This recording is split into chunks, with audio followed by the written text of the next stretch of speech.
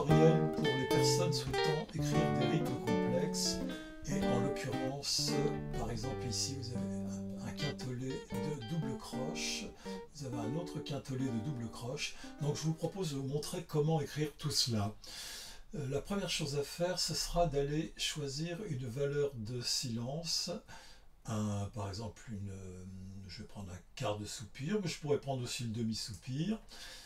Je vais le placer, je vais le positionner. Voilà, il est donc très bien positionné. Ensuite, je vais aller choisir l'outil Enolet. Je le place au-dessus du signe de silence. Et je le règle, donc ce que je souhaite c'est un quintolet, donc je vais programmer mon outil Enolet. Je vais donc ensuite programmer ici pour avoir des quintolets de double croche.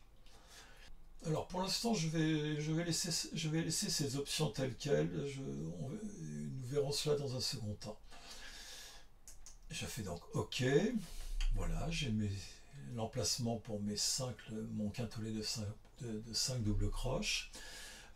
Alors je n'utilise surtout pas les notes ternaires, hein. Je vais chercher ici une croche que je vais positionner. Alors je ne vais pas la positionner ici, je vais la positionner à cet endroit. Alors, voilà.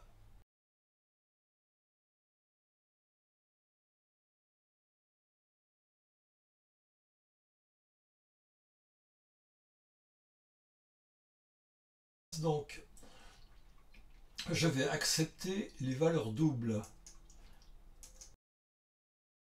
Vous voyez la différence?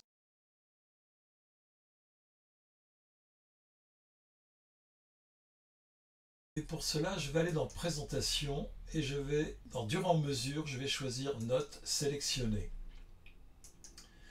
Et ensuite, je vais tirer la note, je vais la prolonger. Ensuite, il me reste donc ce nouveau quintolet avec cette fois-ci une double croche qui est aussi prolongée. Donc pour ça, même chose, je vais choisir une valeur de silence. Tout à l'heure, j'avais choisi un demi-soupir, mais je peux prendre aussi un quart de soupir. Et donc je vais le positionner. Donc à partir de cet endroit, je vais de nouveau utiliser l'outil Enolet pour ouvrir la fenêtre. Alors je l'avais déjà programmé tout à l'heure, je n'ai pas besoin de le refaire. Cette fois-ci, vous avez vu que j'accepte les valeurs doubles.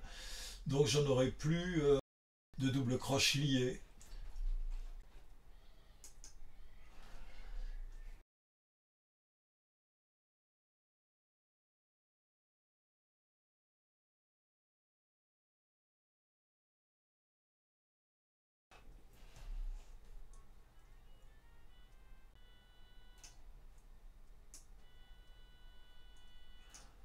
Voilà, alors je peux prolonger bien évidemment cette note.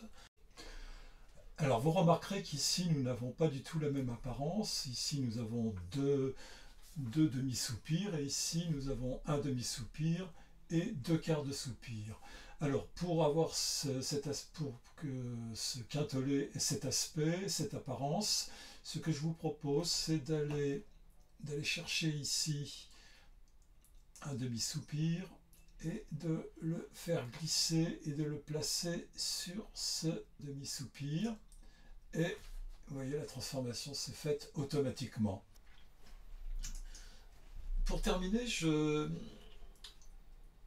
vous fais quand même remarquer qu'avec Logic, il y a un problème d'espacement. Vous voyez, si je mets par exemple une croche ici, j'aurai le même espacement si je mets une double croche. Ce qui explique que ici, par exemple, vous voyez, pour cet exemple-là, je l'ai écrit d'une façon différente, parce que là, les espacements sont plutôt bien respectés, vous voyez, dans mon quintolet. Par contre, si j'accepte les valeurs doubles, c'est-à-dire que ça va être doublé, ça va devenir une croche. Voilà. Et là, par contre, vous voyez, la position de cette croche est exactement la même que dans cette situation, ce qui est un petit peu gênant. Et là, bon, malheureusement, je n'ai pas trouvé, je pense qu'il n'y a rien à faire par rapport à ça. C'est tellement complexe que la logique ne rentre au niveau de la gravure, ne va pas plus loin. Et bon, bien évidemment, je pense que Dorico, au final, s'en sort beaucoup mieux sur ce plan-là. Voilà.